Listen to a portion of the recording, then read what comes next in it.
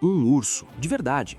Não um desenho de propaganda, não uma mascote bêbada de quartel, não uma metáfora bonitinha para livro infantil. Um urso pardo com mais de 200 quilos, andando no meio de soldados exaustos e carregando munição rumo a Monte Cassino, uma das batalhas mais brutais da Segunda Guerra Mundial. E a parte mais estranha não é essa. A parte mais estranha é que aquilo fazia sentido. Porque esse urso tinha nome, número de registro, patente e lugar dentro do exército polonês, e porque no meio de uma guerra capaz de arrancar país, família, casa e futuro, aqueles homens olharam para um animal selvagem e pensaram: esse aqui é um dos nossos. O nome dele era Wojtek, e essa não é só a história de como um urso foi parar na guerra, é a história de quão longe a guerra vai, até um urso virar irmão. Para entender por que Wojtek importava tanto, primeiro precisa entender os homens que o encontraram. Eles não eram soldados vivendo uma aventura exótica pelo Oriente Médio. Eram sobreviventes, gente que tinha sido esmagada pela invasão da Polônia, presa, deportada, espalhada, empurrada de um lado para o outro por decisões tomadas muito acima da cabeça deles. Muitos tinham passado por campos soviéticos, muitos tinham perdido família.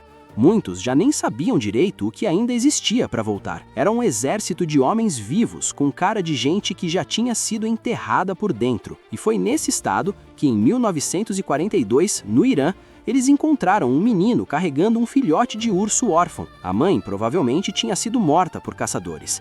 O bicho estava desnutrido, frágil, condenado a morrer rápido se ficasse ali. Os poloneses compraram o filhote.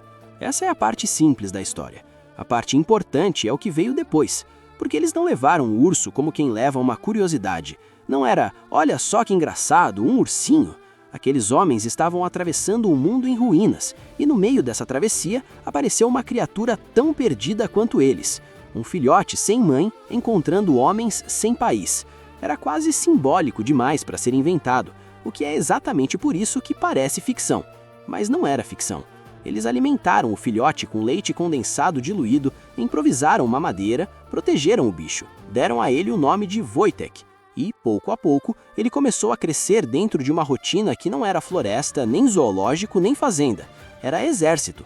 E é aí que a história começa a ficar boa de um jeito quase ofensivo, porque Wojtek não cresceu ao lado dos soldados, ele cresceu como se fosse um deles.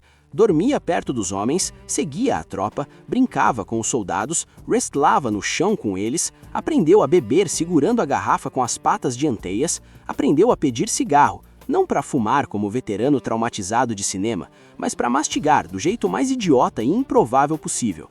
Tomava banho com os homens, entrava nas tendas, observava tudo. O exército virou sua matilha, e isso deve ter sido uma visão absolutamente ridícula em vários momentos. Imagine a cena, um grupo de soldados poloneses no meio do Oriente Médio, entre poeira, calor, escassez e incerteza, convivendo com um urso que começa a agir como colega de pelotão. É a mistura perfeita de tragédia histórica com energia de quartel fora de controle. Só que por baixo da parte engraçada havia outra coisa. Wojtek não servia só para arrancar risada, ele virava presença. Constância, afeto. E gente em guerra não subestima isso. Quem perdeu quase tudo passa a respeitar profundamente qualquer coisa que ainda pareça viva, leal e familiar. A guerra continuou avançando, claro, porque a guerra nunca respeita o momento em que alguém começa a se sentir um pouco humano de novo. Em 1944, o segundo corpo polonês recebeu ordens para seguir do Egito para a Itália. O destino era péssimo, Monte Cassino. Se você ouvir esse nome em tom leve, desconfie da pessoa. Monte Cassino foi um moedor de carne enfiado numa montanha, uma posição alemã fortificada,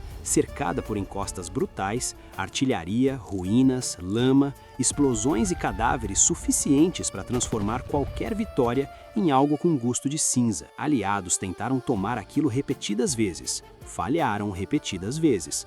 E então, os poloneses foram jogados naquela direção. Mas antes de chegar à Itália, houve um problema quase cômico, do tipo que só essa história permite. O comando britânico não queria um urso no navio, o que, sejamos honestos, é uma das poucas decisões perfeitamente compreensíveis dessa guerra inteira. As regras eram claras. Mascotes e animais de estimação não embarcavam. Então os poloneses fizeram o que gente cansada, traumatizada e teimosa costuma fazer quando a burocracia aparece no caminho. Arrumaram um jeito de dobrar a burocracia. Se o problema era levar um animal, então Wojtek deixaria de ser tratado como animal de estimação. Ele foi oficialmente alistado. Sim, oficialmente. Recebeu registro, status militar, ração.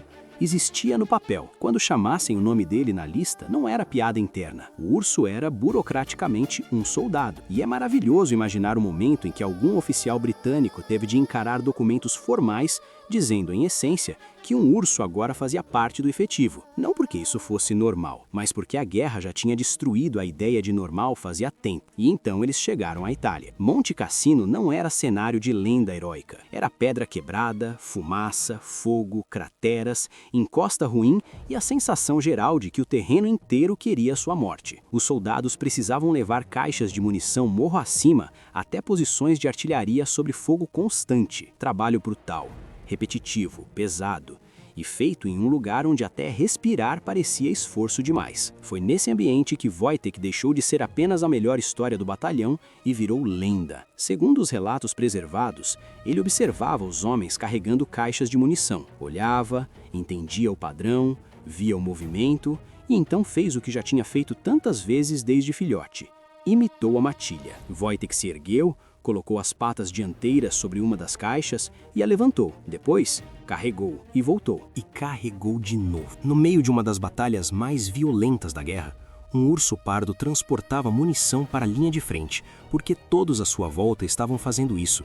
E na lógica dele, portanto, fazia parte do trabalho. Talvez esse seja o detalhe mais impressionante da história. Não é que alguém tenha treinado Wojtek como atração circense de guerra. Não é que um general maluco tenha decidido lançar um projeto urso tático. Nada disso. Ele simplesmente viu seus homens trabalhando e entrou junto. É absurdo, é comovente. E é tão puro que chega a ser desconfortável, porque ele fazia aquilo sem nenhuma das ideias que movem os humanos para a guerra. Sem pátria, sem ideologia, sem propaganda, sem discurso, só vínculo. Enquanto os homens carregavam porque precisavam, ele carregava porque eram os dele. Depois disso, o símbolo da 22ª Companhia passou a ser justamente a imagem de um urso carregando um projétil de artilharia. E faz sentido. Quando uma cena dessas acontece diante dos seus olhos, você não deixa isso morrer. Você desenha, borda, registra e transforma em emblema. É quase uma forma de dizer, nós vimos isso com os próprios olhos. Então não tentem nos convencer de que a guerra foi uma coisa racional. Os poloneses ajudaram a tomar Monte Cassino. Foi uma vitória real. Também foi uma vitória cara. E talvez seja por isso que Wojtek ficou tão profundamente gravado na memória daqueles homens, porque ele condensava tudo o que aquela guerra tinha de mais contraditório. Ternura dentro da violência, humor no centro do trauma, lealdade no meio do exílio. Mas a guerra acaba no papel antes de acabar na vida. Quando o conflito terminou, a situação dos poloneses ficou amarga num nível quase perverso. Eles tinham lutado, sangrado e sobrevivido. Só que a Polônia que existia no mapa do pós-guerra já não era um lugar simples para voltar. Muitos daqueles homens foram empurrados para o exílio. A vitória não tinha exatamente aberto uma porta, tinha só mudado o tipo de perda. Wojtek foi com eles para a Escócia. E então veio o final que estraga qualquer tentativa de transformar essa história em conto fofo de coragem animal. Sem tropa, sem campanha, sem estrutura militar para mantê-lo, Wojtek acabou no zoológico de Edimburgo. Do campo de batalha para a jaula. Do comboio para o recinto. De companheiro de soldados para a atração de fim de semana. Logisticamente fazia sentido. Emocionalmente era cruel, porque esse não era um urso que vivia longe dos humanos. Era um urso moldado pela presença deles, pela rotina deles, pela língua deles, pelos cheiros deles, pela bagunça deles. Ele não tinha apenas sido domesticado, ele tinha sido incorporado a uma comunidade. E segundo os relatos, isso nunca desapareceu completamente. Velhos e soldados poloneses iam visitá-lo, falavam com ele em polonês e Wojtek reagia. Aproximava-se, reconhecia vozes, sons, gestos. Em algumas visitas, os homens arriscavam até contato mais próximo, como se estivessem revendo não um bicho famoso, mas um companheiro antigo que atravessou com eles um pedaço insano da história. Essa imagem talvez seja mais triste que Monte Cassino. Homens exilados visitando um urso exilado. Todo mundo vivo. Todo mundo fora do lugar. Wojtek morreu em 1963 em Edimburgo. E seria muito fácil encerrar essa história dizendo apenas que ele foi um herói improvável da Segunda Guerra. Mas isso ainda seria pouco. Wojtek não importa só porque era um urso carregando munição. Algo que já seria suficientemente inacreditável. Ele importa porque revela uma necessidade muito humana. Homens quebrados pela guerra precisavam de vínculo, calor, rotina, humor. alguma forma de lealdade que não tivesse sido bombardeada junto com o resto. Precisavam tanto disso que deram farda a um urso. E no fim, talvez essa seja a parte mais perturbadora de toda a história. Não é o fato de um urso ter virado soldado, é o fato de, naquele mundo destruído, isso fazer sentido.